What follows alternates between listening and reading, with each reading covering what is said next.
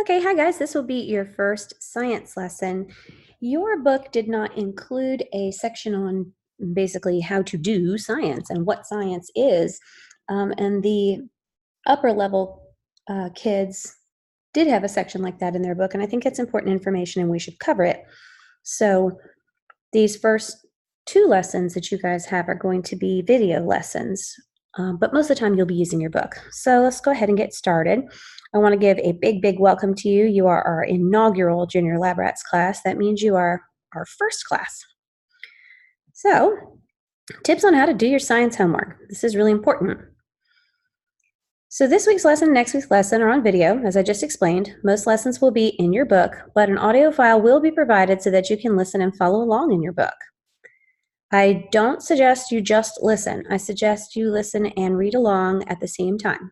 If you don't feel that you need an audio file and you can just read the textbook successfully on your own, that's absolutely fine. I'm providing the audio file for those who might prefer it.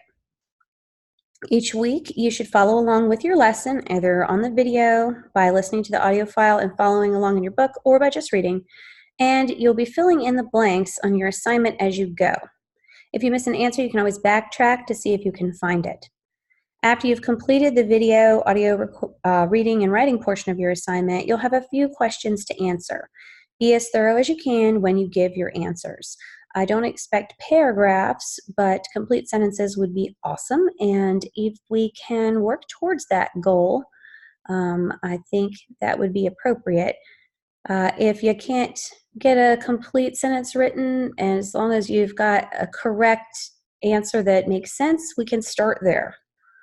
And as far as filling in the blanks, you will need to have your binder ready. And if you don't have your binder ready now, you should probably pause this and go get it. Note that you can pause the video anytime. You should also have your pencil ready. And it's a good idea to read over your assignment before you begin so you know what to be looking and listening for. So if you read through your assignment beforehand with all the blanks, you'll kind of have your ears and eyes tuned in for the items that go in those blanks. And that should reduce the amount of backtracking you do and make everything a little faster, smoother, and more enjoyable for you. So let's begin. All right, so what is science? It's important to define this. Google defines science like this: the intellectual and practical activity encompassing the systematic study of the structure and behavior of physical and natural world through observation and experimentation. That is a mouthful, so let's break that down. Intellectual means mental or academic or thinking, so let's go with mental.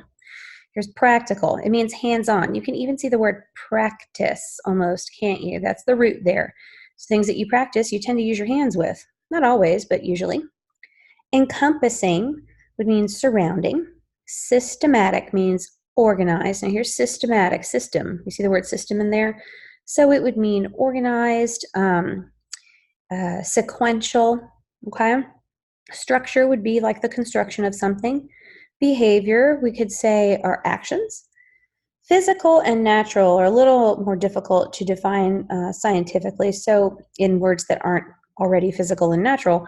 So touchable is a good way to define physical. You could also say tangible. That's a better word.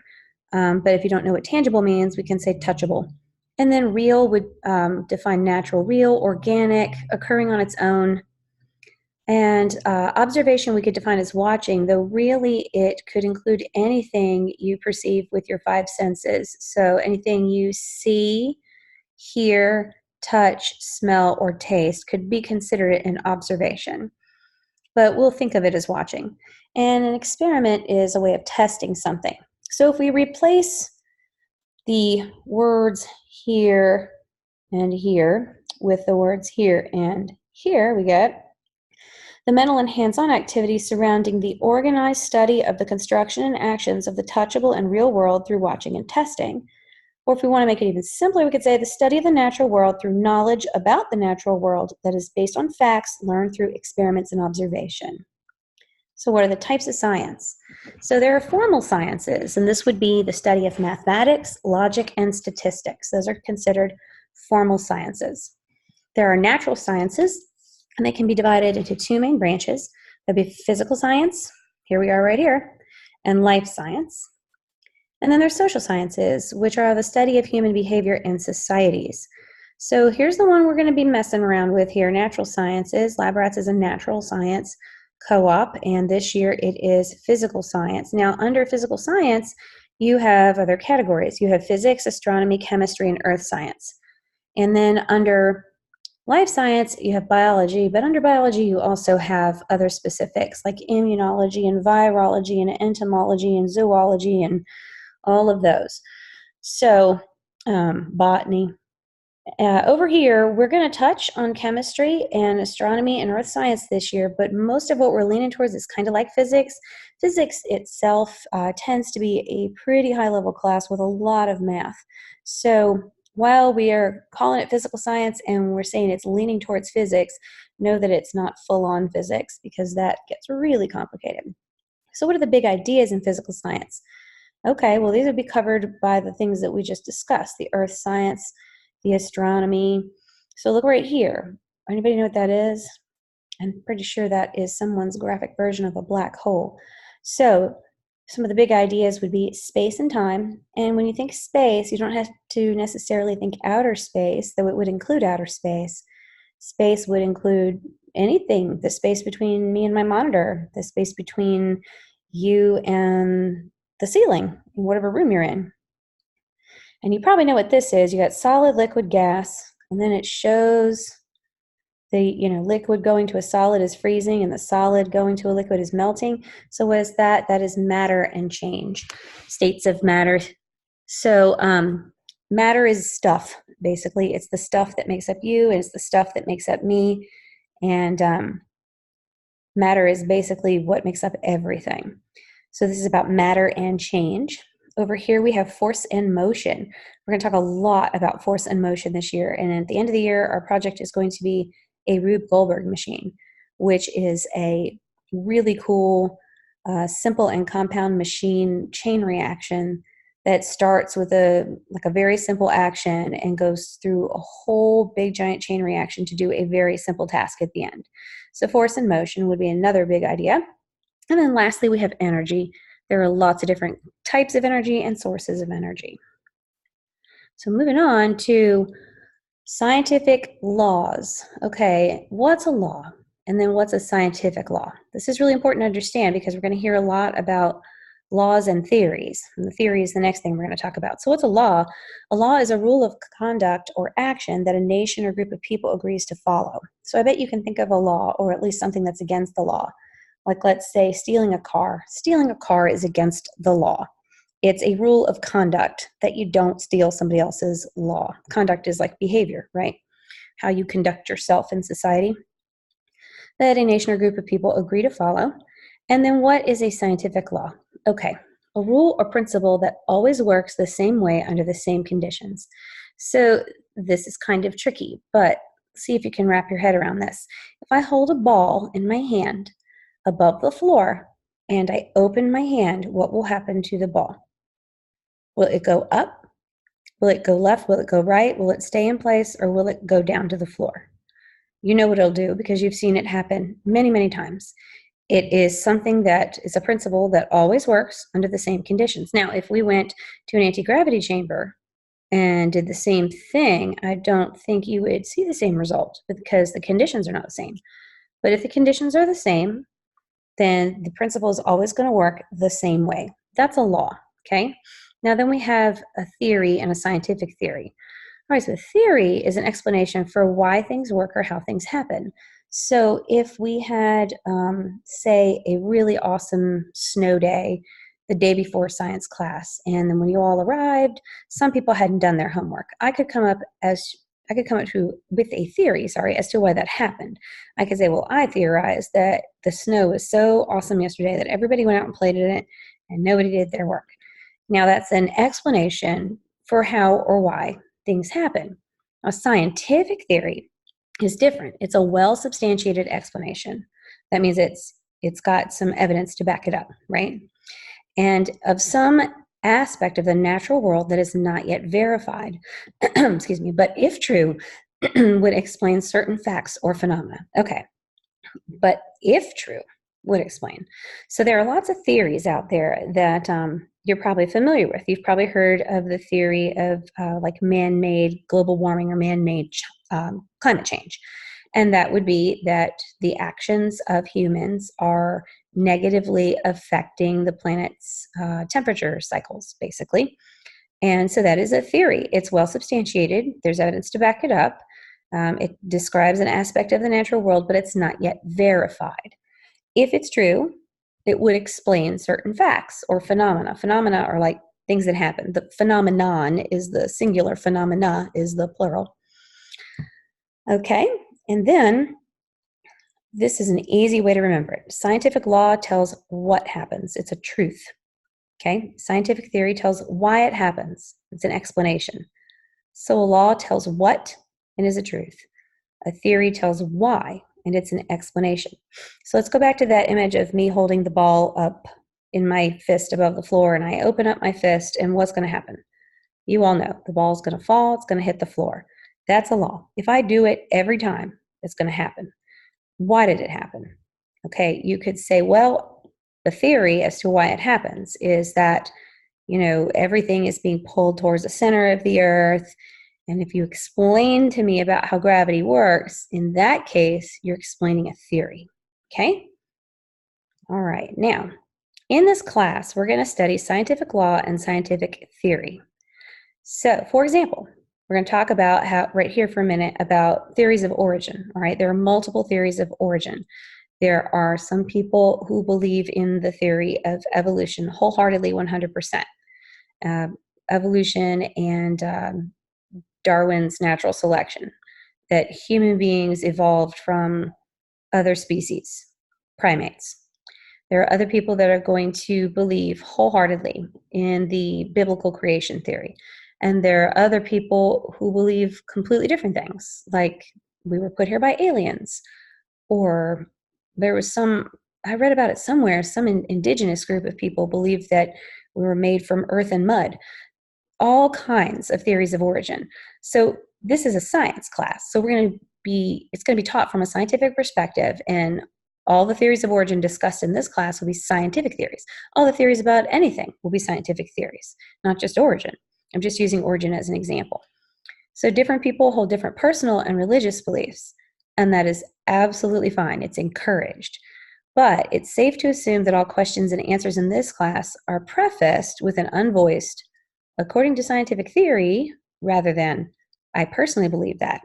So that's saying if I ask you a question and you personally have a conflict with the answer according to science, with the scientific theory that this explains the answer, I am not going to assume, nor should you assume, that answering the question in relation to the correct theory is in any way expressing your personal belief. At the same time, you're going to want to be sure to separate your personal belief from the content of the class, if that makes sense. So everybody believe whatever they want to believe, but as far as answering questions in class goes, let's keep it to scientific theory. All right, so moving on to the next one.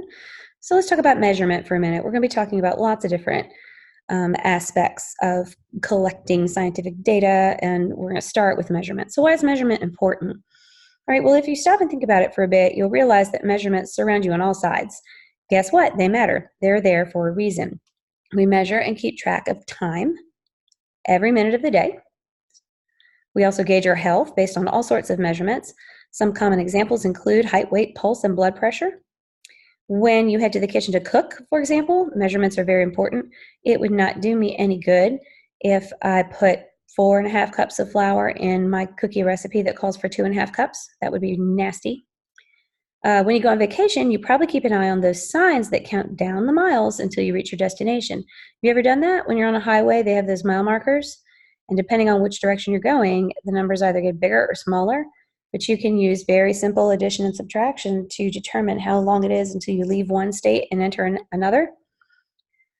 When it comes to woodworking, you might be aware of an old saying, measure twice, cut once. Okay, not just even woodworking, but sewing, cooking, certainly science lab work. If you've got a beaker and you're trying to measure out some liquid solution, It's always good to, get a second look at that measurement. Measure twice, cut once, or pour once in that case if it's liquid. And that saves you a lot of resources. It's less wasteful. It saves you time. I was at Home Depot last week, and this guy cut a piece of wood for me, and I watched him measure once. And when he started cutting, I knew he was wrong. And he was wrong. He had to cut me a whole other piece. So what do we measure? We measure length, which is how long something is. We measure mass. Mass is how much matter. Mass and weight are similar, but they're not the same thing. Mass describes how much of something, how much stuff there is in something. Weight describes how gravity affects that object, okay? So if you are in outer space, your mass did not change, but your weight did. We're going to talk about area. Area is two-dimensional, so like length times width, for example. So that would be how much carpet you need to cover your bedroom floor. Whereas volume is three-dimensional, so length times width times height, and that would describe how much water is in your fish tank or how much air is in your bedroom. Density is how much mass is contained in a space. So think about, it's easy to think about solids or liquids being more or less dense. So say you had a milk carton and you poured all the milk out and it's only full of air, okay? And the next thing you do is you stuff it full of cotton balls. And then you take the cotton balls out, and the last thing you do is fill it full of sand. Okay, so now you have got to determine here which was the least dense and which was the most dense. So obviously your air filled the same amount of space, but it was way less dense. And the cotton balls were more dense, and the sand was even more dense than that, right? But the space never changed. Time and temperature, okay? Now, here are some units of measurement. These are all just, well, we're going to get units of measurement, but these are things you can measure, types of things you can measure. So for units, there are non-standard units and standard units. So if we start with non-standard units, it says any item can be used to measure something, e.g., that means example, paper clips, blocks, finger spaces, hand spans, and feet. So examples, the pencil is 15 blocks long. The pencil is 6 paper clips long. Do you notice that the blocks are all the same size? And the paper clips are all the same size? That matters. If you had different size blocks and paper clips, you couldn't use them as a non-standard unit because they aren't even standardized to themselves, right? They need to be the same size. And the bar is 6 hand spans long, or the bar is 4 feet long. I think those are shoes, not feet. I would definitely specify the difference there. All right, so the problem with non-standard measurement units would be my feet and your feet are not the same size. My hands and your hands are not the same size. You may have different blocks than your neighbor, and you may have different size paper clips even. So they are not standardized. They are non-standard. And that's where they can pose a problem. An advantage would be, though, that you usually have something that you can use, even if it's the width of your thumb, to measure if you don't have a standardized measuring implement. So we have standard units. Let's start on the right over here where it says imperial, standard, or customary. So this measuring system can be called 3 different things, imperial, standard, or customary. You just pick the one you like. Honestly, it doesn't matter. And this is the one you're most familiar with. This is things like yards, feet, inches, cups, pints, quarts, gallons, teaspoons, tablespoons, ounces, pounds. This is how we do stuff in America, but it's not how the rest of the world does it. The rest of the world, for the most part, uses the metric system. And in science, we tend to use the metric system as well because it's easier. It's much easier. You don't have to remember how many cups go in a pint, or how many quarts go in a gallon, or how many tablespoons go in a quart. It's all done by tens, units of 10.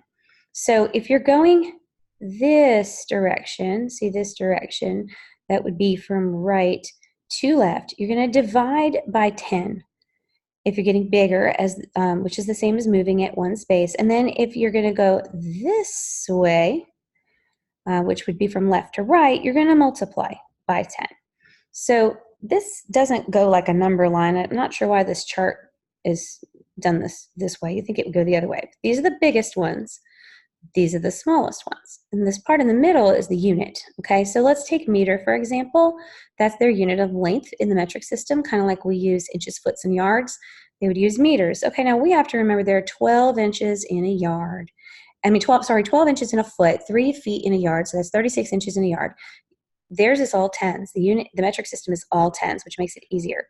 So 10 meters is a decameter, sorry, and 10 decameters or 100 meters is a hectometer, and 10 hectometers or 100 decameters or 1,000 meters is a kilometer. We tend to say kilometer, not kilometer. And here are all the different abbreviations down here. And likewise, go in the other direction. Let's use liter. 1/10 of a liter is a deciliter. Okay, 1/100th of a liter is a centiliter, and that's also going by 10. So that's 1/10 of a deciliter is also a centiliter. And then if you go one more, you have a liter. So a liter down to a milliliter is 1,000th of a liter. So you can put 1,000 milliliters in a liter. You can put 100 centiliters in a liter. And you can put 10 deciliters in a liter.